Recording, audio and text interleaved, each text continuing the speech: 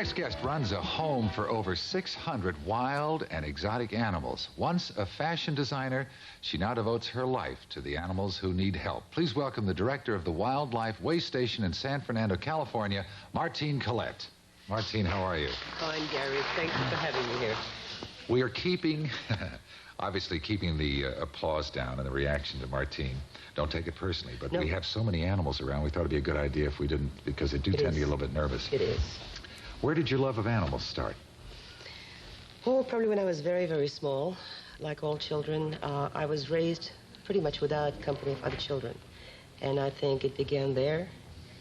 I think also the Lord put it there in the first place, so I just grew with it. Yeah, now your compound out there is how big?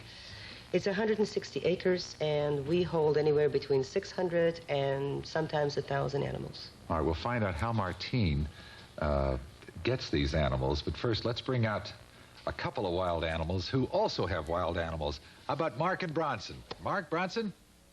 Here they come with, you'll have to tell us what these are when they come up here. Oh, are they having fun or are they having fun? They're having fun.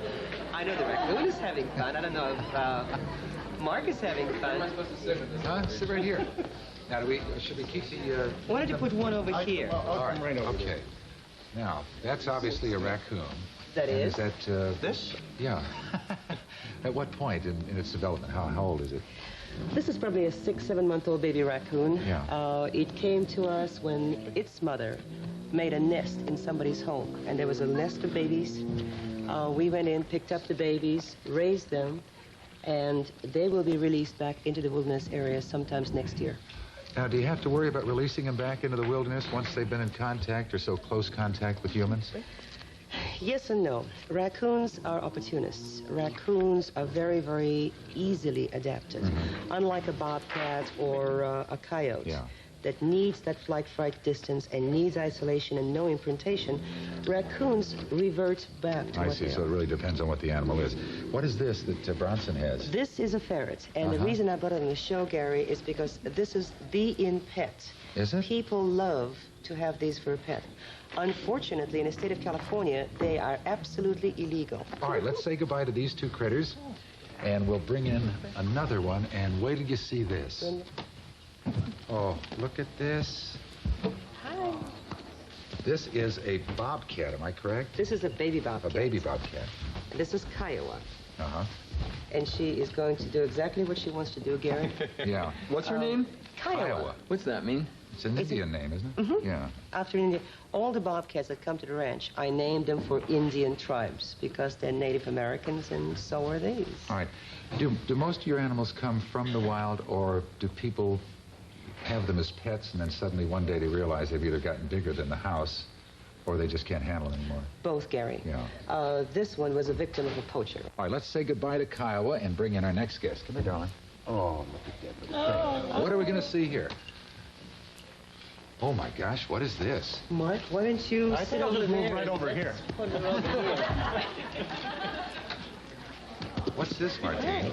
This is a binturong. Binturong? Yes. It's a member of the civet family, and it comes from Southeast Asia. Yeah, can you put a grape up here in the front? So, of course. Yeah. Here, look at that face. Look at that face. Holy smokes. How'd you like to go out to your trash can one night and... Ooh. Let me ask you, Martine, how do you support this large facility, all the food, everything that goes into caring for these animals? With great difficulties, Gary. We raise all the money ourselves through fundraisers, membership drives, garage sales, and it takes a tremendous amount of money to do this. All right, now we've kept this to somewhat control, but now we're going to meet one of Martine's residents who's a little bit large, and we can't bring, actually, the mountain's going to Mohammed in this case, so let's move over here and say hello to, what's... You got it? He doesn't want to go, huh? Yeah. Yeah. All right, oops. Well, there goes the Naugahyde.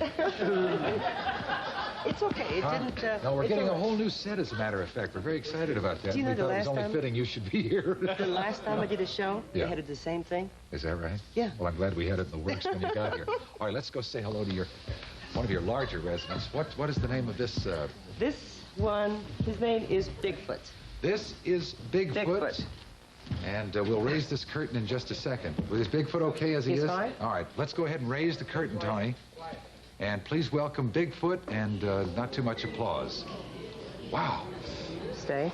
Where did you get Bigfoot from? Bigfoot, he began his life, he was born in captivity.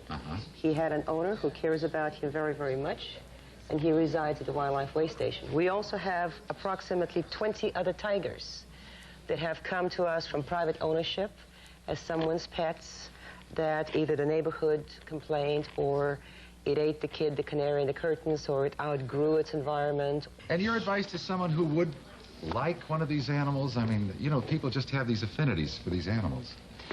A lot of people mistake love for possession. They'll say, you know, I love tigers, I love leopards, I love something.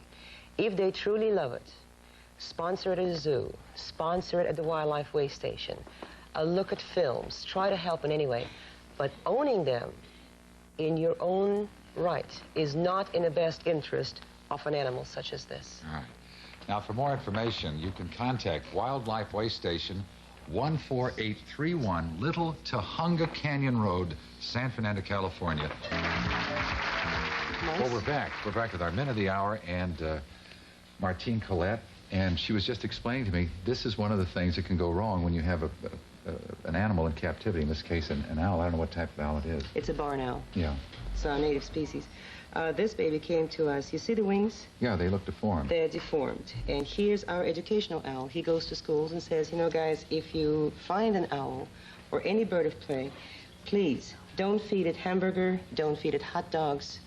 Yes, it's a meat eater, but it eats mice, it eats rats. It does not eat hot dogs. And that is malnutrition. That's the result of malnutrition. Can it be... can you remedy it? No. I mean, just by feeding it well? No, because the bones deviated. Yeah. And it's like calcium deficiency or malnutrition in human beings. Once you have poor bones, you have bent bones, you have bones that deviate, you can arrest it, but you cannot fix it. Martine, what do you do with the animals? I mean, you mentioned the raccoon going back out to its wild habitat. But what about most of them? You have to keep them for the rest of their lives? No. No. All native California wildlife that can be released into the wild are released into the wild. The exotics, such as a tiger or a jaguar, we look for good quality zoos and parks. We admire what you're doing, Martine Colette. Thank you very much.